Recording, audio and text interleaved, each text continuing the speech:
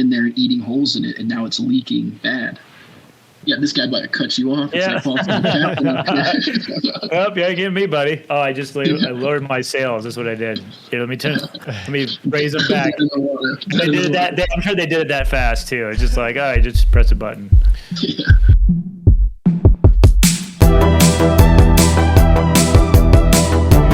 Welcome, everyone, to Archaeology Arcade, the online program of the Florida Public Archaeology Network. I'm one of the co-hosts of this program. I'm Mike. I'm based out of our office in Pensacola, Florida. Joining me, as always, is my co-host and colleague, Tristan, who's based out of our FPAN regional office in Tallahassee. Tristan, are you ready to see me possibly crash a ship into a reef? I am so ready. I'm glad you've got the reins this time, so to speak. Yeah, we're kind of switching roles here. Usually Tristan is controlling it, but this time it's my turn. And so we're playing this game. It's called Naval Action. But of course, at first, I want to introduce our guest for this game, AJ Van Slyke. He's an archaeologist with the National Park Service's Submerged Resources. He's based out of Denver, Colorado. AJ, thanks for being on. How's the weather in Denver? It's actually nice today. Thanks for having me on. I'm so excited to see this game already. I already have to look it up and buy it when I get home. So yeah, absolutely. Yeah, I figured you would be the perfect guest to have on this game. Right now, we are actually, what you're looking at is our ship. We are in Port Royal, Jamaica. That's the harbor, or that's what it's supposed to be right there. And so AJ's done a lot of research on British warships, and he's actually done research over in Port Royal, Jamaica, and lots of other places too. So I'm super excited to learn more about that work here. But first, I wanted to go ahead and do what I always do, which is the description of this game, Naval Action, straight off the Steam website, where you can purchase it if you want to. Here's about the game. It says, Naval Action is a hardcore, realistic, and beautifully detailed naval combat game, immersing players into the experience of the most beautiful period of naval history when sailing ships ruled the seas. No game has come closer to the replication of the age of sail, sailing mechanics, and combat. Naval Action was named one of the best releases from early access in 2019 by Steam and the Steam community. And let's see here. Let's see if I can find the publisher for this. It's published by Game Labs, and it was released on June 13th, 2019, and the early access was actually 2016. So yeah, this should be a fun game. We'll kind of figure out what to do. I've done a couple of the tutorials. We can kind of make a decision whether we want to do tutorials or maybe possibly just sail around and do a couple missions. But first, I wanted to ask you, AJ, do you consider yourself a gamer? Do you game at all? Do you play video games? I used to play Modern Warfare back in high school and stuff like that until I got to college. I just got busy, and I love video games. That's why I had to kind of like give them up so I could focus on my career and what I like to do now. But something like this will just take all my time because this is exactly what I like right here. Absolutely, yeah. And so my follow-up question to that was a very important one, and that is, when you were gaming, were you a console guy, so Xbox, PlayStation, or did you like PCs? We had Xboxes, definitely consoles. Never really had some PS3s, PS4s, but consoles all the way, Xbox 360. Yeah. Okay. So you and me are cut from the same cloth. Tristan's the PC guy, so definitely. Tristan is 2 versus 1 right now. Yep. But we get to watch you do the PC controls, so this will be fun. Yeah, this will be fun. So at first, let me just start with, okay, this is, like I said, this is Jamaica, and so this game, there's a lot of different options. Sorry, go ahead. Why don't you show us the map so we can kind of get an idea? Yeah, I was going to get into that right now. That's all good. I was going to start with the ship, but we can start with the map. That's fine. So here's the map, if you guys can see it. All right, so I'm going to scroll in. Yeah. This is where we're at right now. So I did have a question about this map, though. I noticed a couple things, and I was thinking maybe we could kind of talk about them. So one thing I was kind of wondering is, in the game description, it talks about age of sail, and of course, that was a pretty long time period. But I'm looking here. I was looking for some clues to see what time period we might be in. So obviously right now, Jamaica is a British colony, right? But if we go over to Florida, that's where I see some issues. Yeah. Big time. What is going on there? Tortugas, or what is that, French? Yeah, we've got it's French over here. It's Wow. British over here. It's French and Isla Morada or Isla Morada, as I know some Spanish speakers call it that. But then over here on the Panhandle, it's like French. But then over here, it's American. So it's Right. like the time periods are like all screwed up. That never happened. Yeah. Yeah, I know. The map is sweet though. Like Yeah, it's really cool. Pedro Key out there. That's a huge ship trap south of Jamaica. South Jamaica. Oh, let's go back. South. Yeah, I just learned about that when I was in Port Royal talking to the Jamaica National Heritage Trust. They have a lot of treasure hunters that go out there to banks, is what they call it. Is it this set of islands down here? Yeah. Yeah. It's way out there. And they said it's hairy. A Yeah. bunch of big waves, 10, 20 feet, big stuff. Wow. Is Here, it let shallow me, too? I'm a big map guy, so Yeah. dots on maps is what I'm all about. And so being able to move between them all is even better. Yeah. So I wanted to ask you a little bit about, your job. So with the National Park Service, I mentioned that you're an archaeologist. What is your job there? What do you do? What do you focus on? I'm with the Submerged Resources Center out of Lakewood, and we all kind of have our little pet projects, but we do some CRM style stuff. We'll go around if a park is like saying they're building a boat ramp or a dock or it needs to be resurveyed. We'll do all that, but also we have to do some research too, try to identify stuff in the parks so we can better protect them. And so that's where we were at a month ago, was in Biscayne National Park and Dry Tortugas National Park, looking at shipwrecks. And that's over here on the map very, right here. Yes, 60 miles west of Key West. You have to get there by boat or seaplane. And there's a Fort Jefferson's out there. It's the biggest brick structure in the Western Hemisphere. Before the Civil War, they were building it in 1847 using Pensacola brick, the same thing that they used to build Barrancas and McKee, all those. And then once the Civil War started, colors of the bricks changed because they had to import them from New York. So it's really and for people crazy listening, area.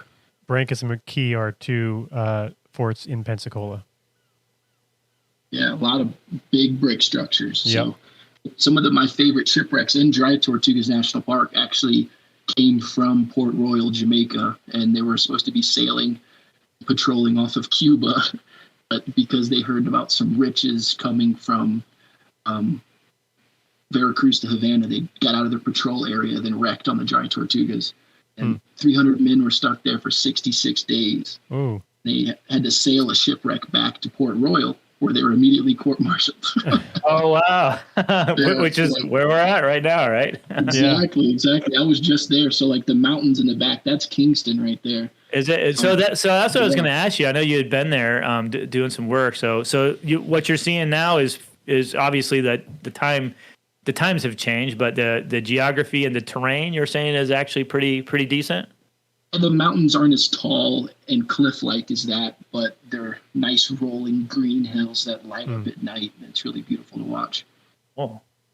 Yeah. And so can you talk a little bit, let's talk about, because I was going to ask you about some of the work you've been doing over in Jamaica, but let's talk about the ship. I mean, I brought up a few different things in this game. You can really customize your ship. When you start out in this game, the first thing they give you is this vessel right here, and they call it a basic cutter.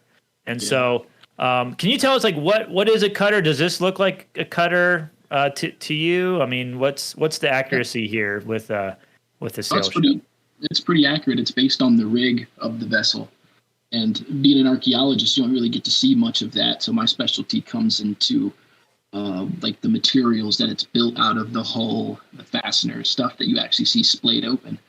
So I haven't really got to study a lot of the rigging because none of that really survives, but that's definitely a cutter. Yeah. And so this vessel is in the game, and I'll actually I'll leave the port and we can kind of sail it around. It's getting to be nightfall here pretty soon, but I think we'll be okay. It's like San Andreas, just go around taking other people's boats. Right, yeah. Basically, I think you can do that. I mean, right now we're in like the peace server. You can do another server where there's more action and combat. But we can in the tutorials, there are like battle tutorials, so we can kind of run through some of that. But I figured like we'll talk a little bit about your work here in Jamaica. So let me leave port and let's kind of sail around the island a little bit. So tell us, what were you doing in Jamaica? What was your work there?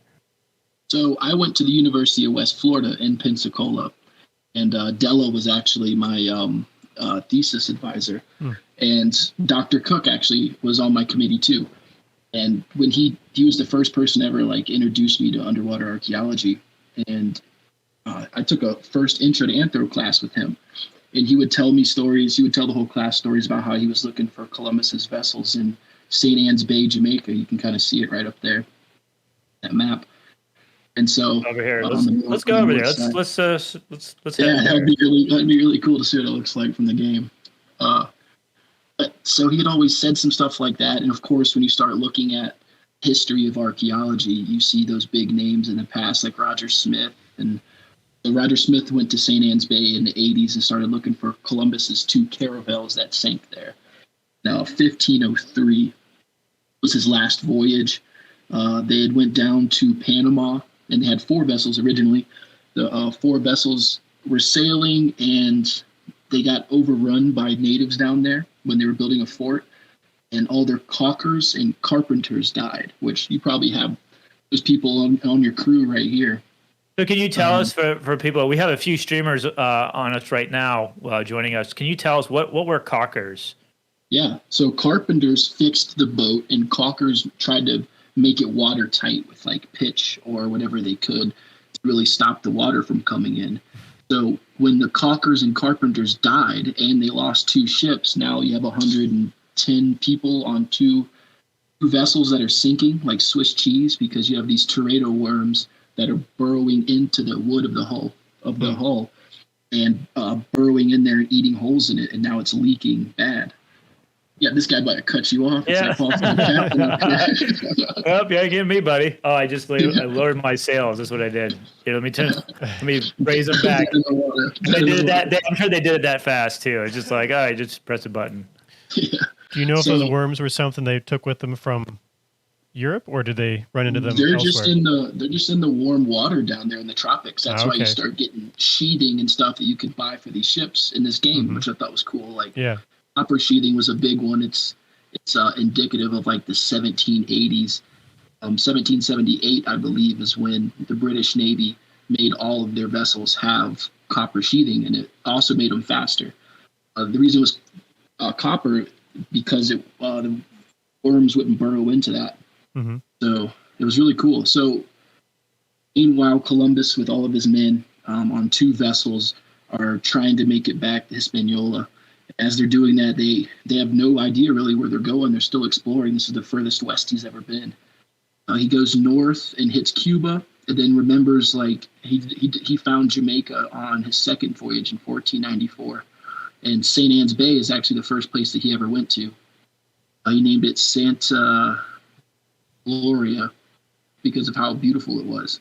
So when he got there, when they were coming from Cuba, they ran into each other. So these ships that are already like almost their decks awash because the water's they're just sinking so bad. They're deploying the pumps every day, all day long, and using pots. It even says that in the documents to like throw water overboard. And then they run into each other during a storm. They have one anchor between both ships. So they go to take safety in St. Anne's Bay, Jamaica, because they had natives that they knew were there, and that's how they are going to survive. So they end up taking these vessels and driving them ashore as far as they could, and then grounding their vessels on the beach, a musket shot from land. It's kind of how they, or a crossbow shot from land. It's how they kind of measure things back then, was leagues and crossbow shots. So trying to figure out how far a crossbow shot is was kind of cool. How did you do that? Did you shoot crossbows? No. Yeah. So, people have been doing studies on this, and they're like, well, a point blank crossbow, like killing range, is probably 50 yards. But if you aim it at like a 45-degree angle, you can get about 300 yards out of it. Oh, so wow. Somewhere in the middle there. So what's cool is that they also said that there was the Taino village of Mayowa, a quarter league away. And recently that's been found by archaeologists in like the 2010s. And from there, on another excerpt, they talk about, because they ended up having a mutiny, and I'll get into that here in a second. And they said the mutineers were a crossbow shot from the hill that Mayowa was on. And when you go to Seville Heritage Park today in St. Anne's, there's a giant hill, and it's like 200 yards away. So it's like, okay, cool, that's a crossbow shot. Oh, okay. So they take these two vessels and they drive them ashore in St. Anne's Bay. And they board, they're so close together, they're parallel, they board them up. So a board can reach from one to the other. And they ended up making tents on the deck of the ship because the holds are so full of water. And they're just paranoid that the natives are just going to come set fire to their thatch roofed tents. So it was really like they had to stay on these vessels for a year and 4 days. Wow. So it's a crazy. How big were these ships? Do we know like the size of the vessel? One, probably 60 feet long, like something like that. Like so pretty cramped quarters. Oh yeah, and it's just men and boys. Columbus's son is on board, his brother's on board, and so after he had bad political standing with Hispaniola, so he had to get a Taino canoe and try to paddle it from St. Anne's Bay all the way over to Hispaniola. If you could see that on the map. Hispaniola's gonna be over here. Yeah. See it right there. Here. And Hispaniola is basically San Domingue, what they used to call it. Yeah. So Haiti, it's going to be Haiti and Dominican Republic is basically what it is now. And it's like 3 times the size. The distance is like 3 times the size of Jamaica to reach it. So they have to get like Taino canoes that are 100 feet long and painted in these great manners, and have to sail it back, or not sail it back, but row it out there. And this is Diego Mendez, who was like Columbus's right-hand man. And he ends up getting back, and the governor of Hispaniola doesn't like Columbus and like throws Diego Mendez in jail for a little bit while he sends a sloop to go check on Columbus and them. And meanwhile, like there's already been a mutiny in St. Anne's Bay because the men are like, you're not trying to save us, Columbus. And Columbus is sick and he's dying. He ends up dying 2 years after being saved. So this is also the story, like you've heard how Columbus tricked the natives with the eclipse. That was on those ships, trying to like secure food from them because they were like, well, they bartered a little harder once they realized that Columbus and his men weren't going anywhere. So that was what I was in Jamaica for, was giving a presentation to basically the National Park Service of Jamaica, the Jamaica National Heritage Trust. And one of our colleagues that we're going to work with is a man named Doric Gray. He was the lead archaeologist for JNHT. And he did a lot in Port Royal because ever since the 60s, people have been trying to build cruise ship ports at Port Royal. And Port Royal has the sunken city from 1692. You guys have heard about that? Yeah. Can you talk a little bit more about it? So this was an earthquake, I believe, basically kind of liquefied it and then submerged the city. Is now submerged, and they've done a lot of work there. But yeah, if you can talk about that, it'd be awesome. Absolutely. So that was my first time going there. I've studied, like, my thesis was on HMS Mentor in Pensacola, which came from it's in Pensacola, but it came from Port Royal, Jamaica during the American Revolution. Studying HMS Tiger and Dry Tortugas, which came from Port Royal, which I also wrote a screenplay about. That's the one with the 66 men for 300 days on the island. So Port Royal is like big in my mind. I've always wanted to go there. And when I'm there, I'm sitting there with Doric and he puts his arm around me and we look out at the bay facing Kingston. He's like, AJ, this has never been surveyed. Wow. So he asked me to help him write a book on Port Royal to sell to the cruise ship visitors when they come. Oh, cool. Yeah. So I started diving into the history and everything about it. So the sunken city, Texas A&M did a lot of work in the 1980s. It was found by a treasure hunter named Marks. I forgot his first name. But really, this Marks guy wrote like 50 books. And he also tried to find Columbus's ships in St. Anne's Bay and claimed that he did because he had found a shipwreck, but he didn't. So in Port Royal is actually like a spit of land that comes out. It's called the Palisades. It's this one long, like Can you zoom in on it? Yeah, that's about as far as I think I can zoom. But you can, you definitely have to go into this area. Yeah, you see how it's a horseshoe?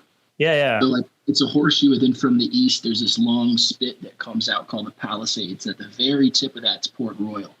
And because of where Port Royal is, so the English, first of all, because of Columbus had rights to Jamaica. So in 1509, they had actually the first settlement in Jamaica, European settlement, at the city of Mayowa, right where his ships wrecked in 1504.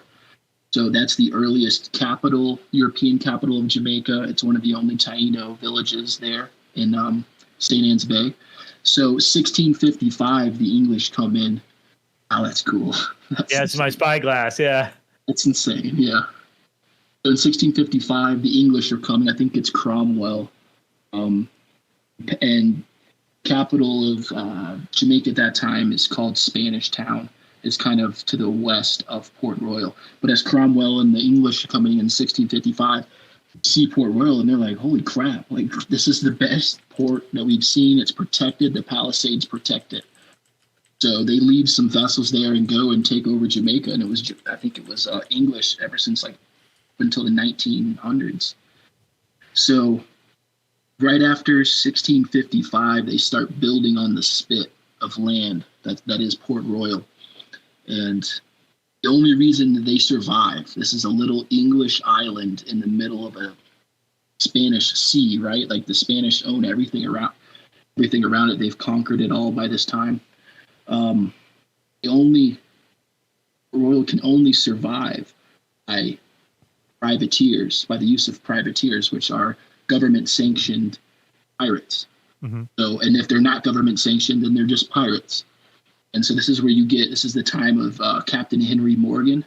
In the 1660s, he starts raiding Panama, getting rich, and other people are doing it too. And that's how Jamaica starts to rise in power, how Port Royal starts to be this huge economic hub where people are just really, really wealthy for a small little portion of land.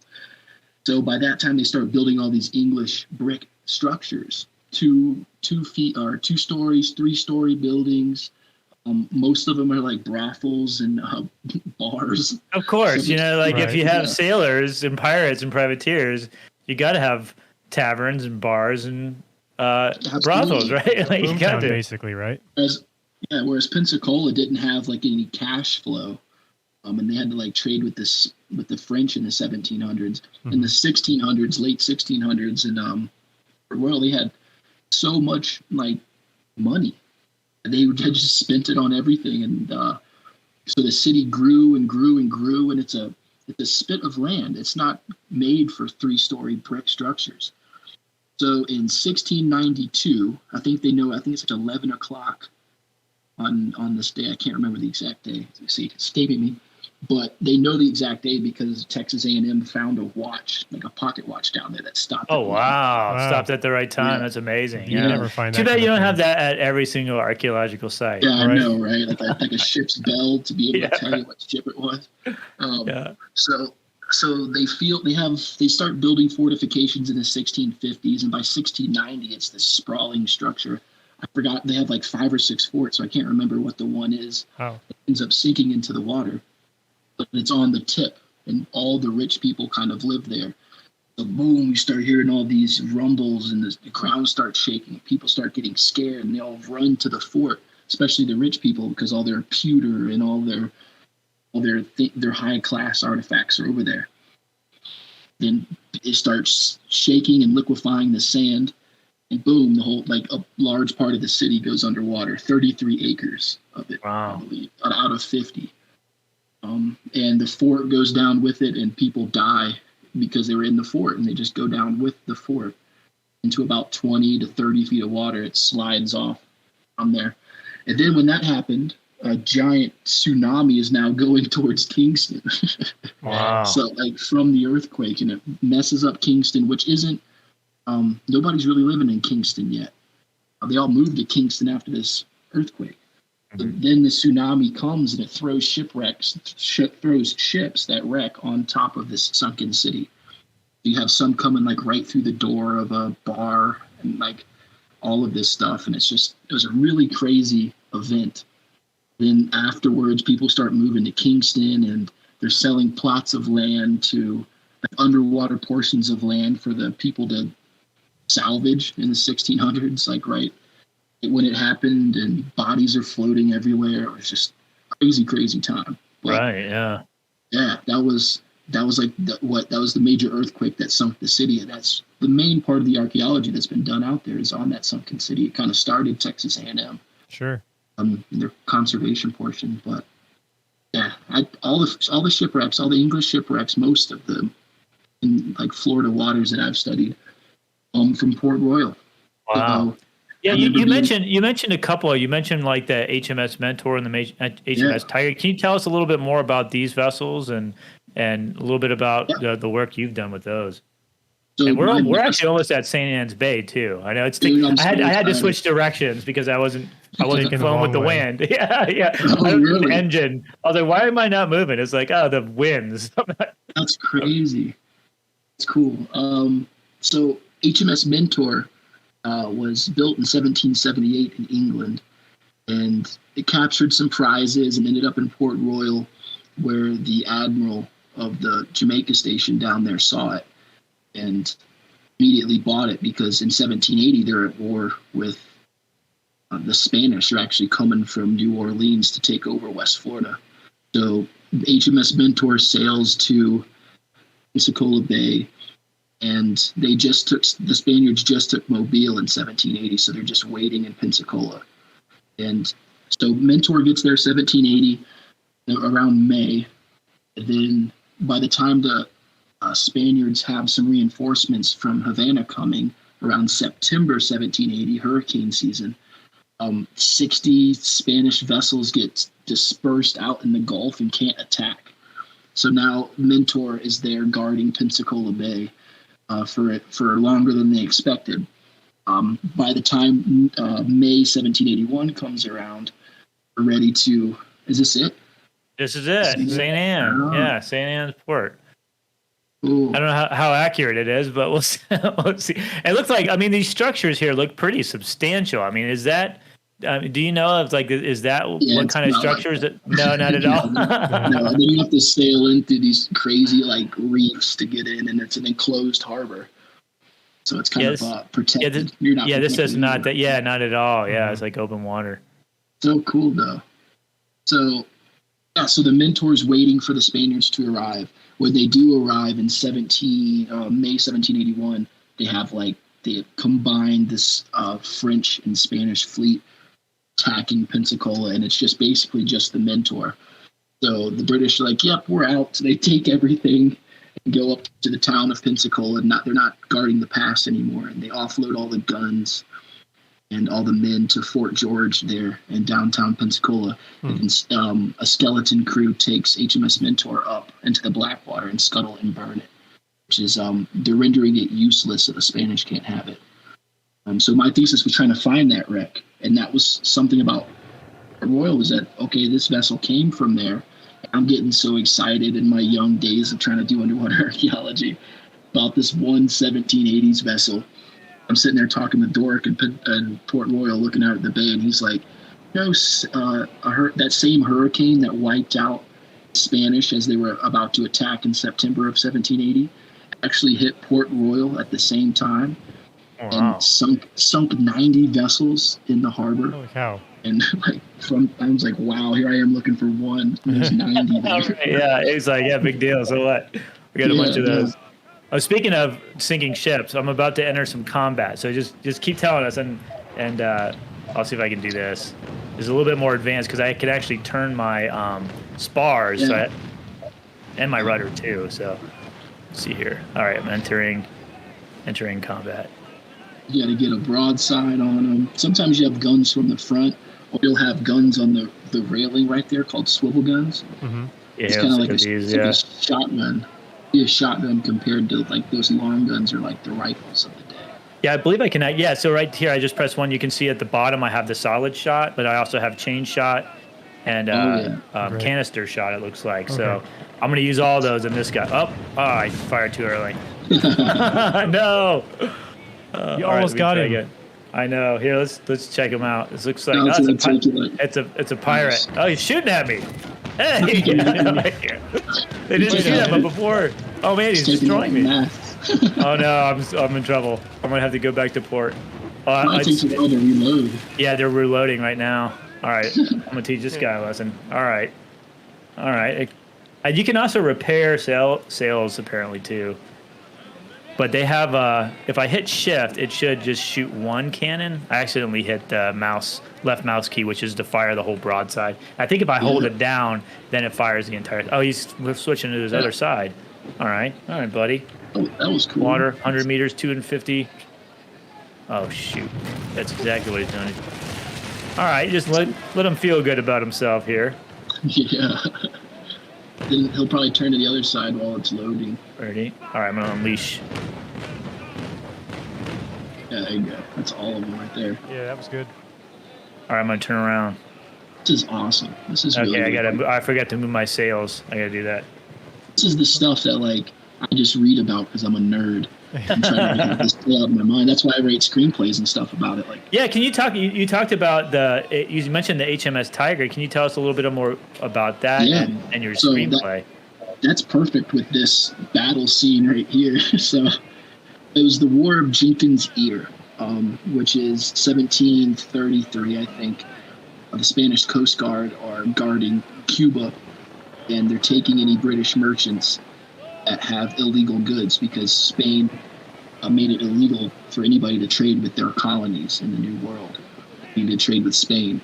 But like work as done versus work as imagined, like the people in colonies are like, no, we need the British to resupply. We need to trade. We need to do this stuff. So the Spanish Coast Guard are trying to raid people's vessels and capture their illegal goods.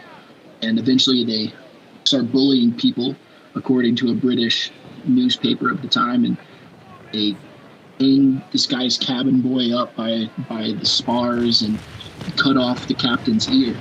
And the captain ends up taking his ear to Parliament and demanding that something be done about it, and that starts the War of Jenkins' Ear in 1748. So there's 3 vessels from that war that sank in the Florida Keys. One's the HMS Flowey in 1748. It was like a 4-year-old ship. One's HMS Lou or Low. It's what Low Key is named after in Florida Keys. That was 1744. But the Tiger sank first, 1742. And it was built in 1647, so it was 95 years old when it sank. Wow. But that's this seems like an old ship, right? I mean. Yeah. So like before Port Royal was even taken, this thing was built like half a decade before. It actually was in like the same fleet, same classification as one of the vessels that was thrown onto Port Royal with the tsunami. It's kind of like the same size, same time period. But this is what my screenplay is about. It's about the story I'm about to tell you guys, because so they're at war. HMS Tiger is commanded by Captain Herbert, and he is to patrol basically between like Cuba and the Grand Cayman Islands. And instead of doing that, when he's doing that, he sees 3 to 5 Spanish fishing vessels. And he takes 3 of them, which ends up being very important. Takes 3 of them, lets the other 2 go. The people that he got on board as prisoners, one's Portuguese and wants to work with them, and tells them there's a fleet coming from Veracruz going to Havana.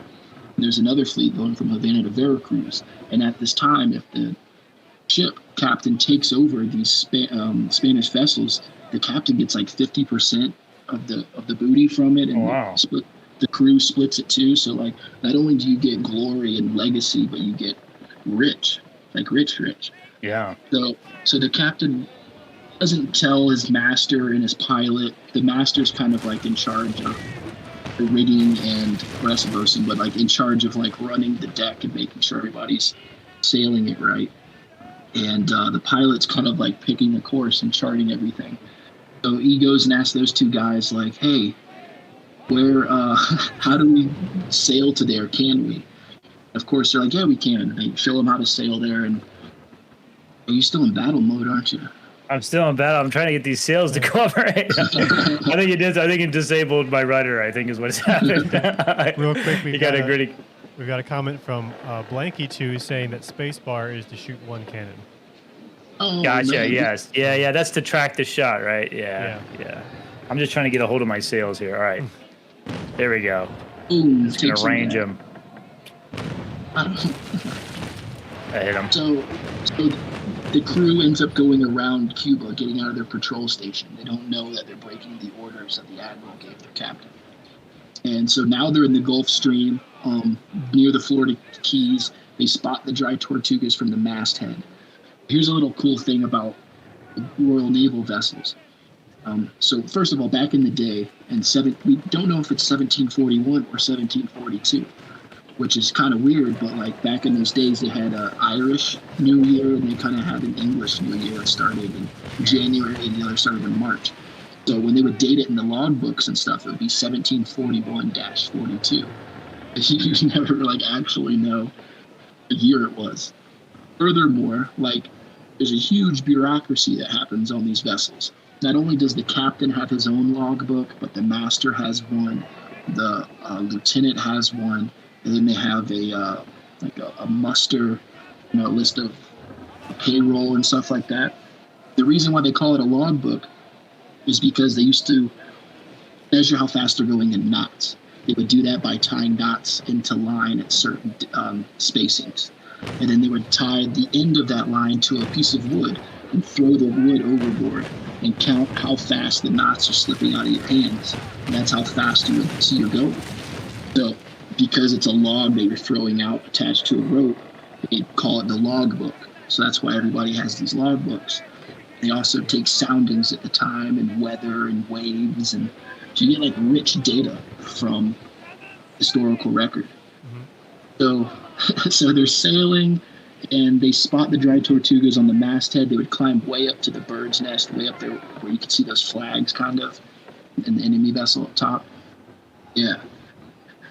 And when they were doing that, they spot a sloop on the horizon. So they go over to the sloop. They find out that it's a prize of a privateer, the St. Andrew. The St. Andrew had put a crew on there, a prize crew, to sail this vessel back. This vessel that they took, this sloop, didn't have a ship's boat. So now Tiger, that's something I don't see here, is like little boats that you have to deploy to leave. That'd be something that this game could probably do. Right, yeah. Yeah. Because in my maritime landscape, we call them transit zones, where you anchor the big ship and you go into shallow water with the little vessels. Right. They're taking these little vessels and they have like a yawl, a barge, a canoe. They have those 3 Spanish fishing vessels, and they go over to the sloop, and the sloop tells them like, "Oh no, you're not in Tortugas. You're in the Bahamas. You're on this place called the Rocks. We just saw it. We know we're from New Providence, the Bahamas, and all this." Becomes like a pirate town in the 1750s, or 1715. So they listen to this prize crew, and they're like, okay, well, and then in the logbooks you can read it. No, we're actually in the Bahamas. So they take a route to sail southwest to get away from the Bahamas. They figured that the Gulf Stream carried them way further east than they wanted to be. When they start sailing southeast, oops, surprise, you are actually in the Florida Keys, and you're sailing right for the dry Tortugas. So, boom, they run into the dry Tortugas. They try to kedge the vessel out, which is like taking the anchors and putting them on their ship's boats and paddling the ship's boats out and pulling the boat out of the shallow water using the anchors, and they'll keep doing that. I think I just got sunk. You ran out of time. No, sorry, go ahead. So they're pulling the ships out. Yeah, so they're this initial grounding spot, and in the logbooks it says lightened her forward. So I thought that meant like, okay, they took the best bower anchor off, those big ones that you'll see on the bow of your ship. And I see how they're hung over right there with the wooden stock. Yep. Yeah. So, and they have a best bower and like a small bower. And yeah, there you go. So I thought that's what they meant, lightened her forward by taking those off. But apparently that meant that they dumped some of their cannons into the water. They had like a whole bunch of They had a few 6-pounders, a lot of 9-pounders, and like 20 18-pounders on the gun deck. So, and 50 guns total. So they lightened her forward, and the storm's still really bad, and boom, they wreck again, and now they're like taking on 10 inches of water every hour. And they look over the ship and they see a rock the size of a capstan. The drum head on the capstan is what it says. So this big, like, 4-foot diameter coral piece that it wrecked on, which we can see today at the site. You can see that giant rock still there. So they ended up taking their boats and hauling all 300 men to the dry Tortugas to stay on what is now Garden Key, where the fort is. But the fort wasn't built at this time. So this is actually the very first fortification of Garden Key, is they land all the 6- and 9-pounder guns, and they take the sails and they build tents and they separate it out and start building fortifications and stuff like that. They're going around the dry Tortugas, finding other shipwrecks and taking the masts off of them, and they're eating monk seals and killing sharks to feed their crew, and they have to dwindle their rations, like really cut their rations down. So within the first days, they send a canoe full of men to go to New Providence because they still think that they're in the Bahamas, and they need to go get the governor's permission and urge him to help them. This canoe goes away with some really good men. I think the master and the pilot are on it. Never seen again. So now they don't know this, but they're waiting for like weeks to okay, well, are they coming back? And then eventually they do a second party to go out. The second party goes out, and as they're sailing to the Florida Keys, they're now out of sight from the dry Tortugas, and in the opposite direction comes a Spanish ship.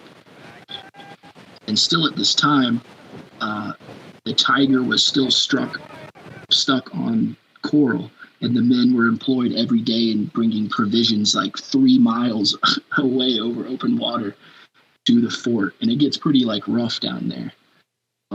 So they're having to bring all the guns. They bring all the 6- and 9-pounders ashore. They bring a whole bunch of what water they can save, stuff like this. So when the Spanish vessel comes, all the men, there was a lieutenant in charge of commanding the wreck, and the lieutenant goes to shore and runs away.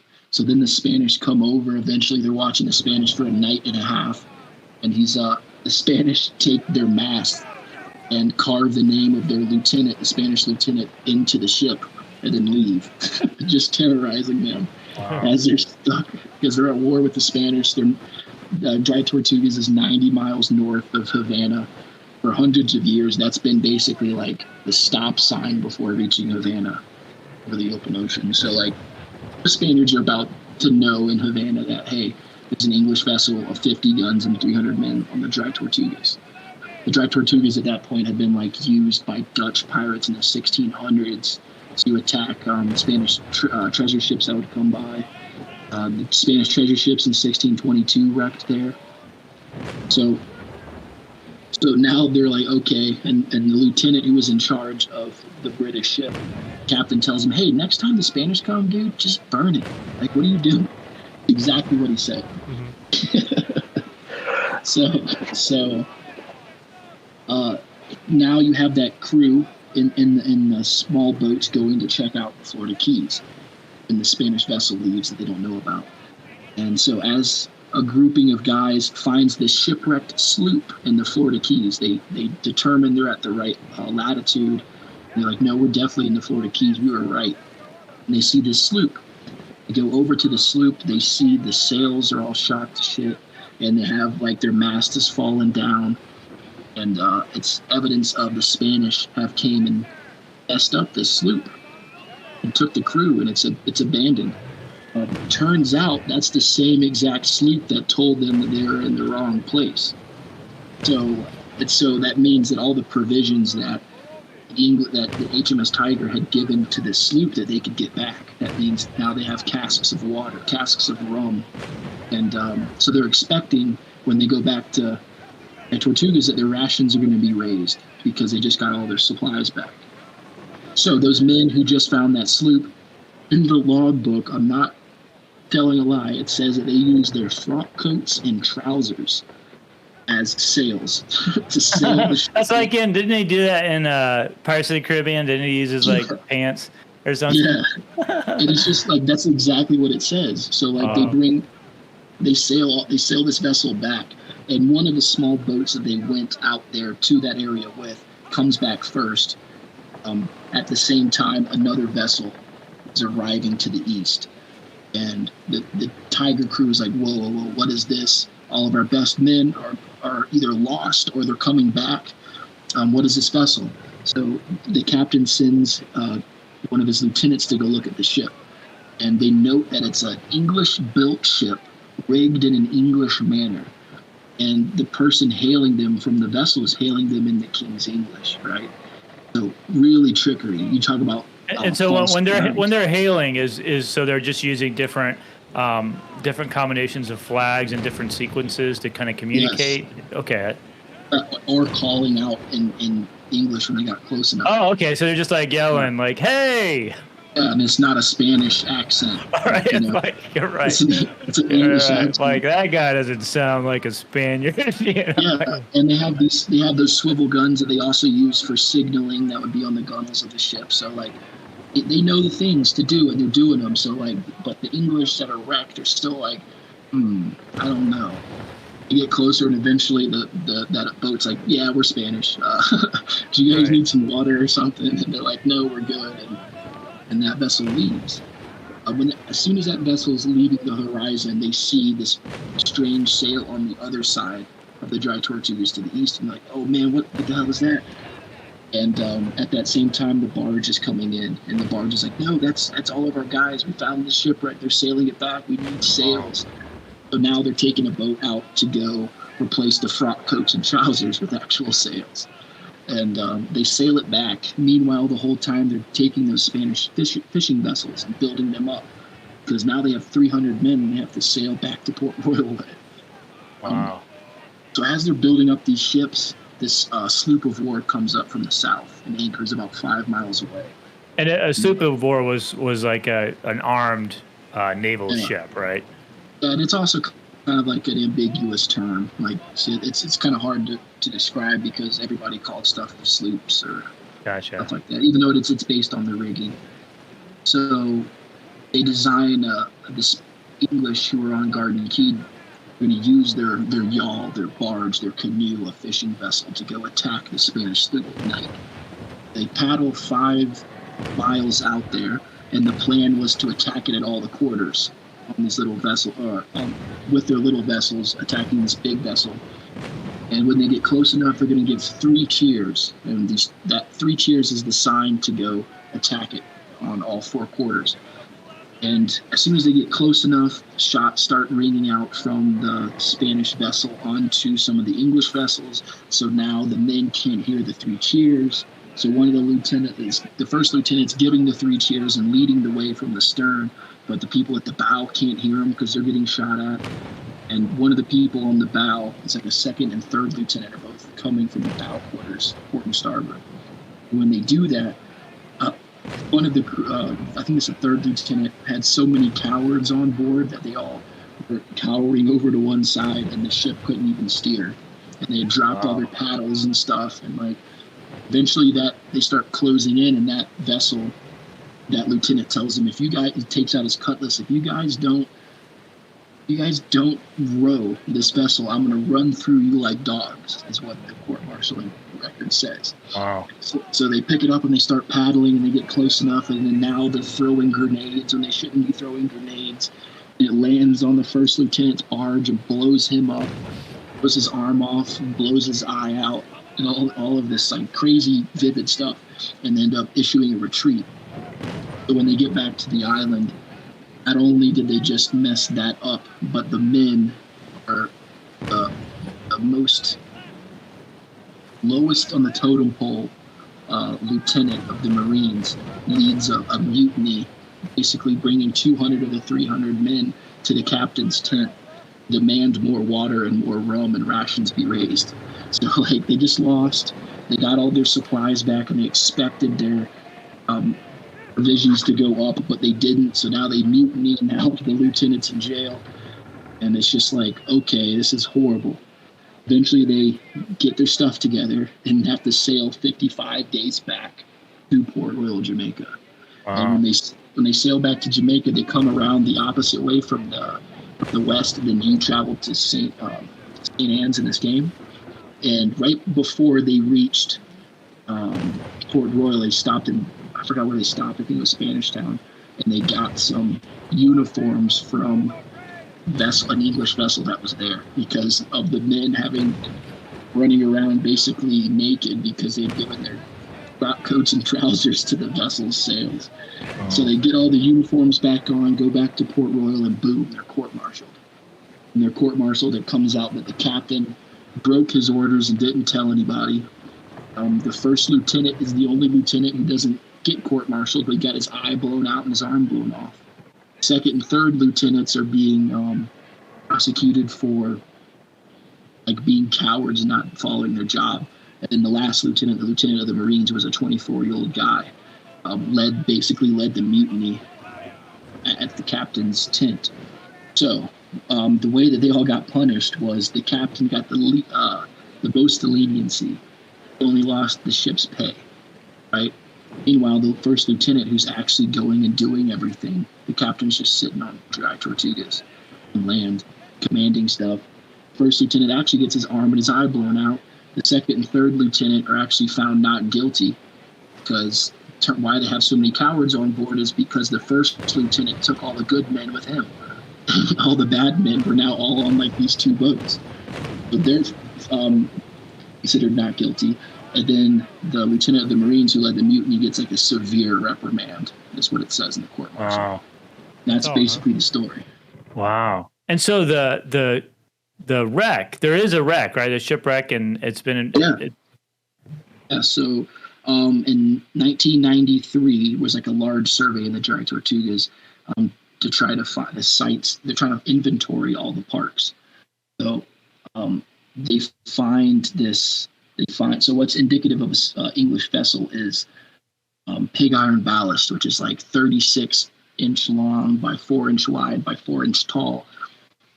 Pigs of iron that they would put way down deep in the hold between the frames, keep the ship's center of gravity low, but trim out the vessel better. So they found some of that. They found 18-pound cannonballs.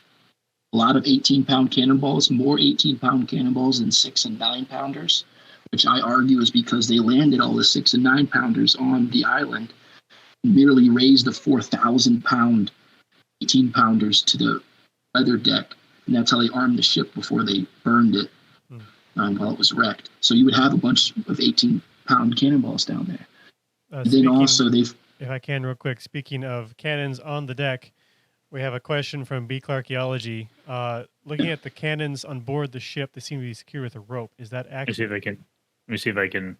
Here we go. Yeah. Yeah, because when they would fire the cannons, they would recoil and slide back. Mm-hmm. They push them right back and load them up again. You can see how they have holes through the cascabel right there to help do that. Sometimes it'd just be a knob that they had to wrap it around a few times. Mm-hmm. Okay. Yeah, so it stops the recoil. Yeah. Or else they'd be rolling around in these waves. Right. Yeah, causing havoc. Yeah. The wrong kind of havoc. Exactly. So that was some of the things they found. They also found a copper barrel hoop with a Royal Naval broad arrow in it. So a broad arrow is you can Google it. They even used it all the way up to World War II, and I think they still use it now. But it's basically a triangle with three arms on it.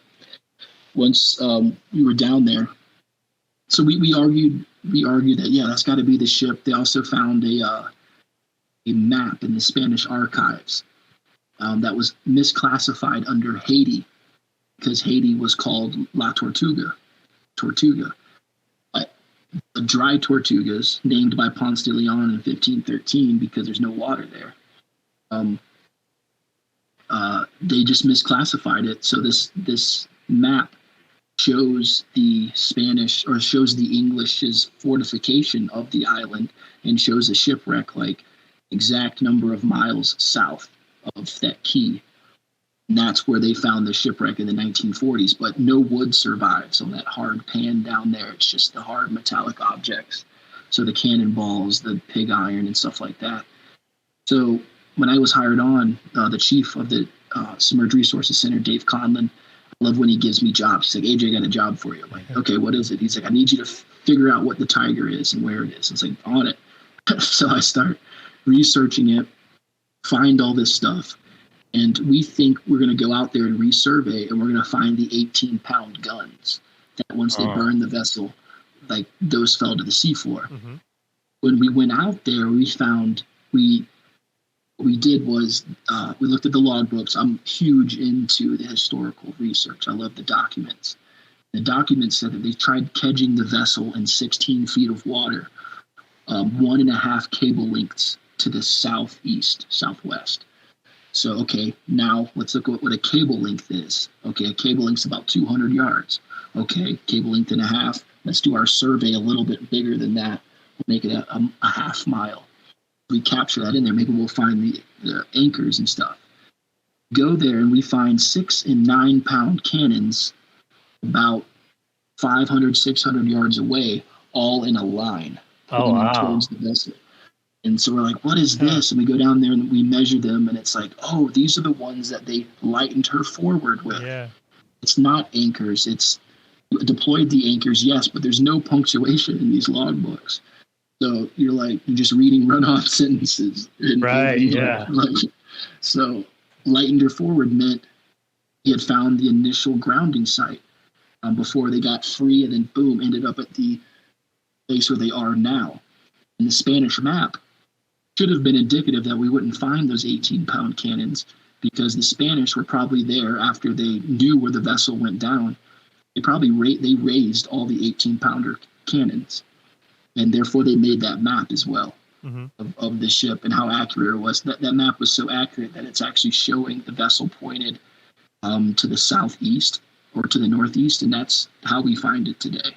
Wow! And so it's like this crazy. That's what the screenplay is that story of the men wrecking and letting go of these things. And it ends with, my screenplay ends with Spaniards sitting there making this map, looking at the cannons they're pulling up. Meanwhile, they see a sail on the horizon behind them. And it's the lieutenant who's now raised to a captain with no arm and no eye. And that's how it ends. Wow. So it's kind of, so I mean, a lot of people don't think of, when you think of archaeologists, number one, doing as much research as you have, and the documents and the archival record, but then also like writing a screenplay is pretty unique. Can you talk about like what made you what inspired? I mean, obviously like the story is pretty incredible, but what made you decide to do a screenplay? Like how did that process work? I know we only got I feel like we could talk to you we'll have to have you come back, because I feel like there's a lot more for this game or for any other like maritime game, but maybe we can kind of end just talking about that screenplay and how you got involved in wanting to do that. That was my second screenplay, and my whole thing is like, have you guys seen Master and Commander? I love that movie. I think that's one of the most underrated movies. I like anybody that is interested in like maritime stuff, go watch that movie with Russell Crowe. It's amazing. Yeah. It's historically accurate and it's awesome. It's based off a series of like 20 novels, and it's just insanely accurate. Like the guy who wrote those books went to archives and studied those logbooks. Yeah. Patrick O'Brien. Yeah. Yeah. So like that's what inspired me, because right before, I've never seen this game before. This is basically what happens in my mind when I'm doing all this research, and that's why I love doing it. It's like I can see the movie playing in my head. So I'm really, really into the weeds, trying to figure out every little detail about a site. I have this movie play in my head, and so the Tiger screenplay was my second one. The first one I did was called Hammond. It was based off of a really unknown story. Guy named Britton Hammond, who was a slave in Massachusetts, to General Winslow, who's like related to I think it was like the person in charge of the Salem witch trials or something like that at the time. But so this guy he ends up publishing the very first enslaved person's narrative, the very first prose published by a Black American, and this was published in 1760. And it's a story about how he was in and here's Port Royal tied into it again, 1748 sails from Boston, goes to Port Royal, because apparently they did this. When in the winter months, they let the enslaved people go and try to make money. So he had already been down to Jamaica before, apparently. And he goes down to Jamaica. They pick up some stuff. They're on a sloop, a 12-man crew, and he's the cook. He's the only black person on board. And they eventually go to the Bay of Campeche to pick up some logwood, which is in the Yucatan Peninsula area inside the Gulf. I can bring that up over here. Yeah, so there's Yucatan. Yeah, so you see the Campeche over there. Mm-hmm. You go from Port Royal, after coming from Boston to Port Royal, they go to Campeche.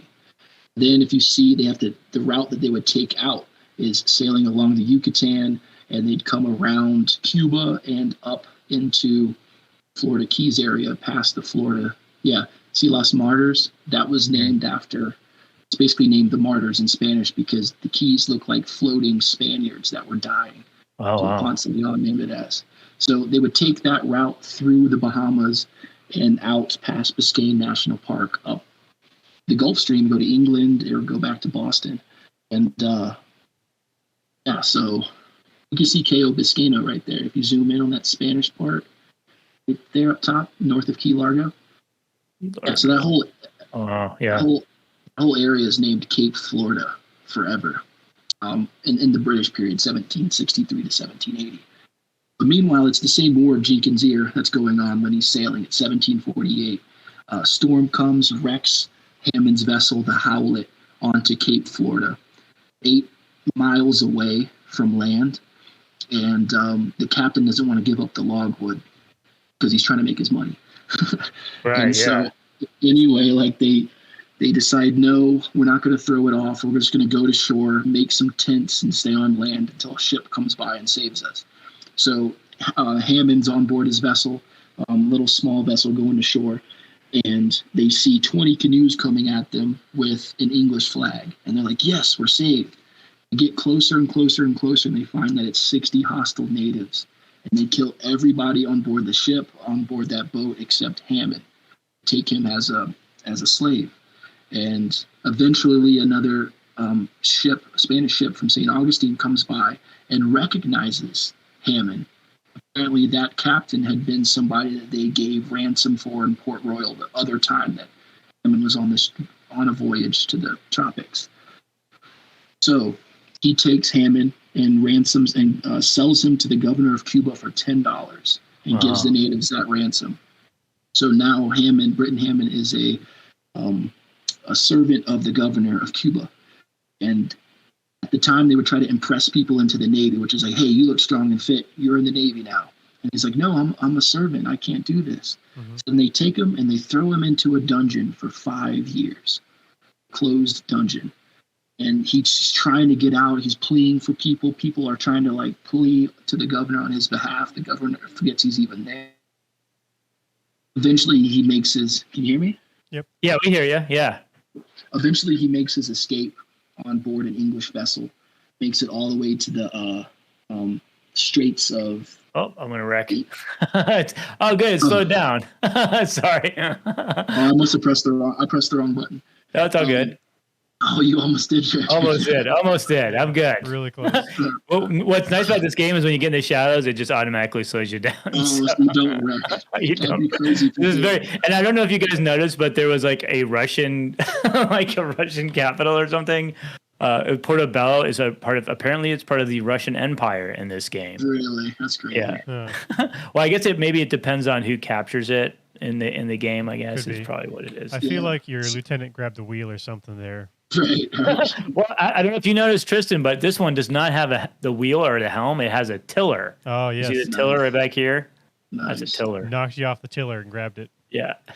So then Hammond makes it to the English Channel, and he's part of the Royal Navy in London, and he gets shot up by this. They're trying to take over this French vessel. He's on a ship called the Hercules, which I actually noticed you could buy in this game. Oh, nice. Yeah.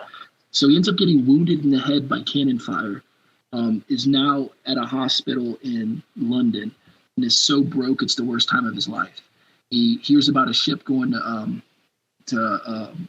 Ghana, I believe. So now he's going to go back to Africa. He's going to go to Africa for the first time. But then he hears that there's a ship being rigged for Boston and that he could possibly go back to Boston. So he gets on the ship. He trades some stuff around. He's always a cook on these vessels, which is always needed. Hot, good food is always needed. Right, yeah, sure. So he gets on board the ship to go to Boston. And the story ends, the 16-page pamphlet, which there's only 2 copies of. One's in the Library of Congress and others like some university in New York. It ends with him finding his good master on board. Wow. And he was happily reunited, and that's how the story ends. Interesting. So that's what inspired me to write my first screenplay, because there's also a shipwreck in Biscayne National Park that fits all that criteria. Wow. And it was like, whoa, could we prove it? But that's what the screenplay is about. And then you get into the history of like what was popular at the time for those novels were shipwreck accounts, and were like people being taken over by these horrible hostile natives, which is kind of propaganda. Sure, And yeah. so, I was gonna say. I mean, was he really super happy to see his master? You know what I mean? It's like, right. Yeah. You start breaking down the history of that story. It's like, wait, they were at war with the Spanish. They were also at war with the natives. So, of course, those 2 rivals both get him as a slave and then treat him the worst. And then when he could finally go to Africa and be free, he chooses to go back to Boston to be in slavery. Why is that? Is that true? Yeah. Right. And so it's kind of this thing of like, whoa, is this story even true? Because he would have had to get there and orate it to somebody. And the publishers are the same publishers that are selling slaves in their newspapers. And it's like, yeah. Right. So that was what inspired my first screenplay and how I got into it. Well, I mean, it's so cool, and it's such an awesome work that you're doing. I mean, I know we'll have to have you come back on, because I think we're at our hour now. Yep. But I definitely wanted to quickly mention that AJ has a podcast. Can you want to talk a little bit about your podcast and how people can find that? So AJV Archaeology. It's on Google Podcasts. It's on I think it's on Amazon. It's on Apple. You can go to my website, ajvarchaeology.org, and find it there. That's so we're kind of rebuilding the podcast to have a big public outreach component when we do our work in Jamaica. Oh, that's awesome. Our project's called the Maritime Legacy Project, and we're trying to go to different parts. And we're going to go to Jamaica first and try to find Columbus's ships, represent the Taino that are kind of underrepresented in the archaeology there. Try to find some more components like that. And the podcast is what we're going to do to like broadcast what we're doing. So right now I'm also doing podcasts on the 1622 fleet, Spanish treasure fleet, which sank the 400th year anniversary, September 5th and 6th. And those have only been found by treasure hunters. So I'm trying to highlight some of the archaeology pursuits that have been done on that. And then eventually I'll get into the 2 stories I just told you guys here about the Cape Florida Britton Hammond story and the HMS Tiger. But then eventually we get to the Port Royal and Jamaica stuff. So cool. Yeah, definitely people should, people should definitely check that out. I've been listening to those episodes. They're always like really well done and very informative, and obviously you've done a ton of research and you've got a lot of cool projects going on. So I will put this video up on our YouTube channel probably early next week. And I'll put all the links in the description of those videos. So if you're watching this on YouTube right now, just go in the description and you'll find the links to all that. Closing words, Tristan. What do you think of this game? I know I did terribly. I mean, you hit the other ships sometimes. A couple. I saw some holes in the sail. There were a few holes. Yes. It looks promising. I may have to check it out myself. And I have a good sailing or historical nautical podcast to listen to while I play it. Absolutely. It's like a good pairing to me. Yeah, but we'll have to have you come back on maybe for this game, AJ, or maybe even another maritime theme game. Definitely going to buy this game and give it all my money, because if you just upgrade the ship and do all this stuff, they're going to have all my money. So. Yeah, Buttery Barnacles, good to see you here. He says, excellent episode. I'd like to see more of the game and of the guest. Well, you can listen, go check his podcast out. For sure. We're going to definitely have him back on. But thanks so much, AJ. It's been awesome. It's good talking to you. It's always good to catch up. And then I guess, I don't know when we have the next one scheduled. I know we're talking about doing another archaeology arcade with the executive director of the Tallahassee Historic Trust to look at a game that we did a demo of. Tristan, do you remember the name of that game or the details of that? I know we don't have a date yet. Monument. It was called Monument Flipper. That's right. I forgot the name of it. So we should maybe do that one towards, I think, the end of September is what we're looking at. But obviously, if you follow us on Twitch, you can follow us on YouTube. You can always find information about our organization, programs that we do on fpan.us. And also check out National Park Service's Submerged resources. They do so much cool stuff out there. Yeah. Well, thanks, guys. It's been great. It's been awesome. Yep. Thanks for sticking with me as I struggle with the controls. No, this was awesome. This is a great format. This is a great game. But you guys killed it. Yeah, it's great. Thanks for inviting me on. Yeah, absolutely. We'll have you back, man. We'll set something up. Right on. See y'all. Bye. All right, later. Bye. Bye now.